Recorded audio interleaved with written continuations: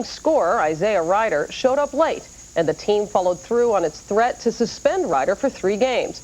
Ryder refused to accept the suspension, and the Hawks released him.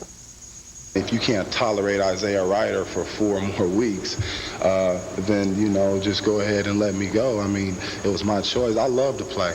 I'm sitting there anxious on the bench every day, but I'm not going to be disruptive. I'm not going to be unprofessional.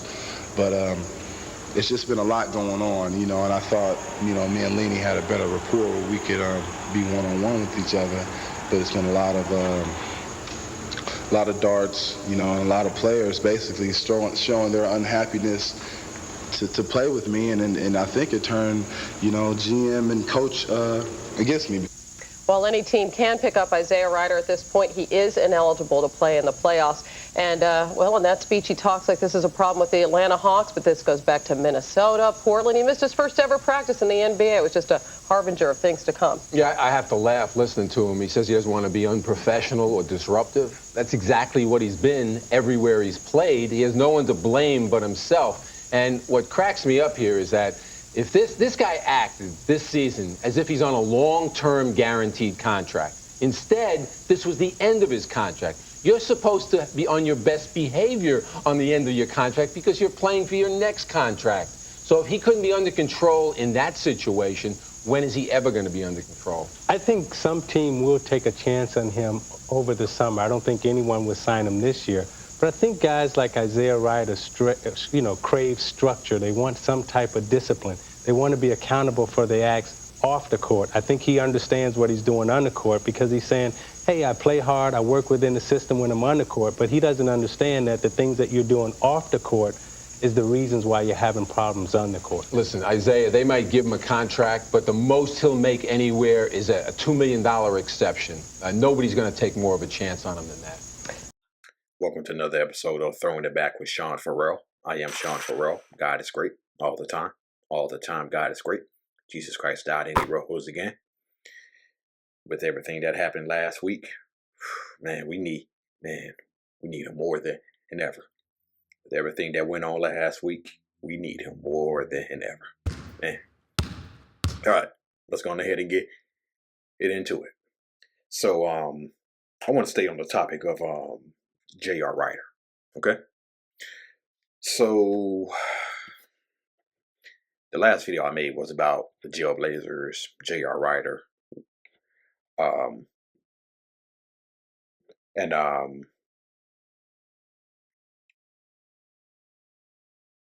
Isaiah Ryder, or J.R. Ryder, whatever you want to call him, had a reputation of not being a good guy. Missing practices, missing shoot-arounds, missing team flights, arguing with coaches, getting in trouble off the court with the law. J.R. Ryder had quite a reputation that led him out of Minnesota and also led him out of Portland. Okay? And so, after the 1999 season, where they were swept by the San Antonio Spurs in the Western Conference Finals, the Blazers, the Blazers had enough of J.R. Ryder and sent him packing to the Atlanta Hawks. Okay, and same thing in Atlanta. Okay, now, when he did come back to face his former team, the Portland Trail Blazers,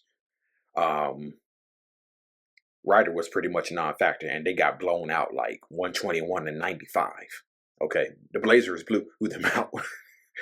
Portland blew them out 121-95. Okay, and so so he wasn't even a factor against his former team, the Portland Trail Blazers, and the Atlanta Hawks, the general manager at that time, Pete Babcock, who was general manager of the Hawks at that time, he really didn't want J.R. Ryder. He never wanted J.R. Ryder. But the Hawks, they traded for him anyway. And so at the video that I shown at the beginning, the Hawks ended up releasing him late in the year. And he was picked up by the Lakers in the offseason to replace Glen Rice, who had been traded to the Knicks. Okay. And so I saw a video by Jeff Pearlman. Okay. Jeff Pearlman, he's written books on the Dallas Cowboys, the 80s Lakers, the Kobe Shaq Phil Lakers. Okay. And the video was titled J.R. Ryder, a superstar who couldn't get out of his own way, I believe was the title of Jeff Pearlman's video. And I'm thinking, yeah, now that's interesting. Was J.R. Ryder just a player who couldn't get out of his own way, or he just didn't have the self-awareness or the maturity? Okay. I tend to agree with Jeff Pearlman. Okay. He was just a guy who couldn't get out of his own way, who was making bad decisions. Okay. And Jeff Pearlman talked about when he went down to interview Ryder, he showed up at J.R. Ryder's house unexpectedly. And J.R. Ryder didn't like that. Okay. So J.R. Ryder gave him some friendly advice, if you know what I mean. J.R. Ryder gave Jeff Pearlman some friendly advice, but Ryder gave Pearlman his phone number. He said, hey, here's my number. If you want him to talk, we can do that. And he had a conversation. They had a conversation over the phone, which was pretty good, according to Jeff Pearlman. And Jeff Pearlman said, today, Ryder, who's in his 50s, has gotten out of his own way. And obviously, he's in a different place than he was in Minnesota, Portland, and Atlanta Lakers. And people forget he also spent some time with Denver Nuggets. And that was the end of his career. Okay. But J.R. Ryder with the Lakers. Okay. The Lakers took a risk on him. And it didn't work out too well with the Lakers in 2001. Shaquille O'Neal had this to say. Shaq said, Ryder wanted to do things his way. Adapting to the Lakers system was a requirement. And those who refused were ousted. Okay? So you came into the Lakers, you had to adapt to the team system right away. If you look at the teams that win championships and win consistently, they have structure and they have a system that works. Okay, like the Celtics of the 60s and the 80s, and the 70s too, because the Celtics won championships in the 70s too. The 80s Lakers, the Showtime Lakers, structure. The Detroit Pistons, structure. The 90s Bulls, structured. The Utah Jazz, structured. Houston Rockets, structured. San Antonio Spurs, structured. Okay? Those are the teams that win consistently and win every year, have structure, and they have a system that works, that the players have to adapt to. Some players have trouble adapting to that system, like Chris Morris. Okay? Chris Morris went to the Utah Jazz in 1995-96, okay? And Chris Morris had a lot of trouble adapting to Jerry Sloan's team first structured system, okay? Because Jerry Sloan's Jazz teams did not allow you to freelance, okay? And Chris Morris had trouble. So much trouble that Jerry Sloan actually kicked him off the bench, okay? True story. Jerry Sloan kicked him off the bench and sent him into the locker room. That's how upset Jerry Sloan was with Chris Morris. And that's how much trouble Chris Morris had adapting to the structured system of the Utah Jazz. Okay, so let's fast forward to J.R. Rider, 2001. Same old J.R. Rider in Minnesota, Portland, Atlanta.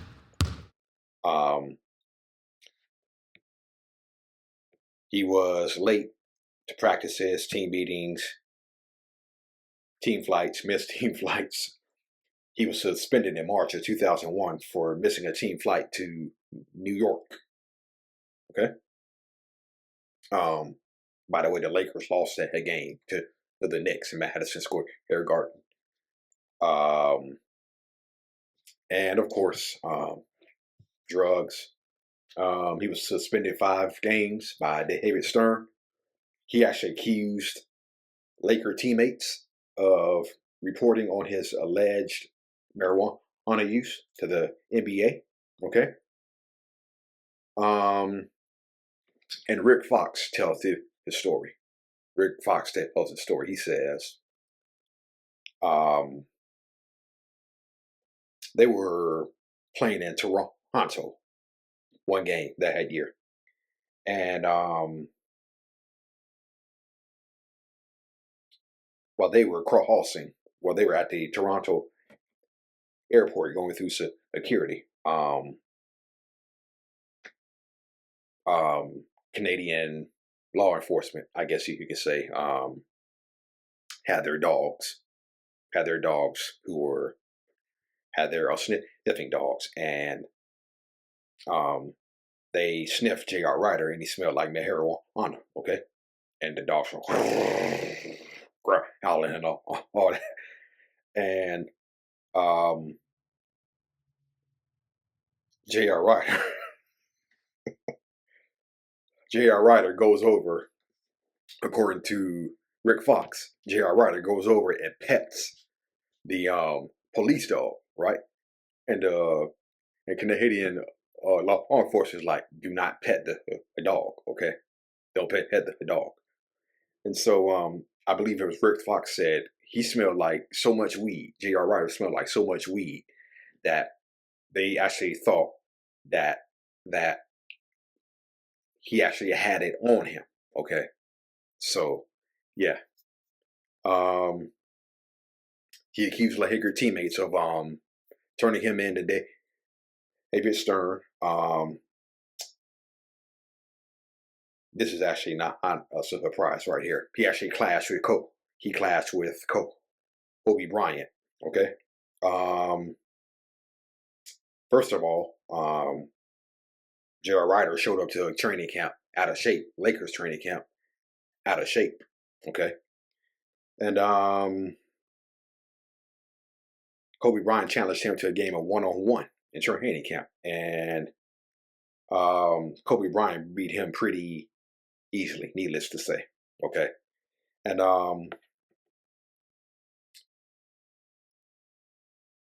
Phil Jackson said the only players who came to training camp, and this is including Shaquille O'Neal, okay? Phil Jackson said the only players who came into training camp that season, only 2 players on the Lakers came into camp in shape. Kobe Bryant, Rick Fox. That's it. Kobe Bryant and Rick Fox came into camp in shape and ready to go. Derek Fisher was injured. Shaquille O'Neal showed up out of shape. Yeah, so yeah. But Bryant challenged him to a game of one-on-one. Kobe Bryant kicked J.R. Rider's butt. And Phil Jackson lost faith after Phil Jackson completely lost faith in him after the playoffs.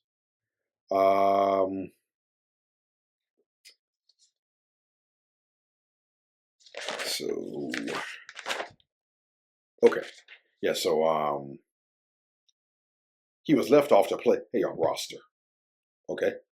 Because of poor performance, poor attitude, and a lack of commitment, along with all the other things that I just described. And there were probably more things. You probably just haven't heard about them. Okay? Or maybe I need to read Jeff Pearlman's book. Okay? On the Shaq Kobe Phil Jackson Lakers. So yeah, he only averaged about like 18 minutes a game. Played about 67 games that season. He only averaged 7.5 points per game. And he was left off the playoff roster because of all these things, right? But the other reason why was because the Western Conference had pretty quick point guards. Okay, so Jackson opted to go with Tyron Lue. Okay, because the West had quick point guards. The Lakers would be facing it in the playoffs. Okay, and so in addition to having Derek Fisher, you also want to have Tyron Lue, who bring speed and quickness. When you were facing the Damon Stoudemires, the Jason Williams, the Avery Johnsons of the Western Conference playoffs. You want Tyron Lue, along with Derek Fisher, to bring some speed and quickness to those type of guards. Okay, and so ironically, Ryder said he didn't feel like he was a part of the Lakers championship roster because he felt like he hadn't earned it. Okay, he was left off the playoff roster, and he felt like he really didn't earn it, and so he still has a championship ring. He's an NBA champion, but he says he doesn't wear his championship ring. Okay. Isaiah Ryder doesn't wear his championship ring because he felt like he contributed nothing to the Lakers' championship run. Okay. So, but yeah, that was the career of J.R. Ryder with Minnesota, Portland, Atlanta, Lakers, and 10 games with Denver. Okay. So, like Jeff Roman said, Ryder is older, and he seems to have gotten out of his own way. And yeah, J.R. Ryder seems to turn the corner. And more often than not, players are in a much different place in their younger days in their careers.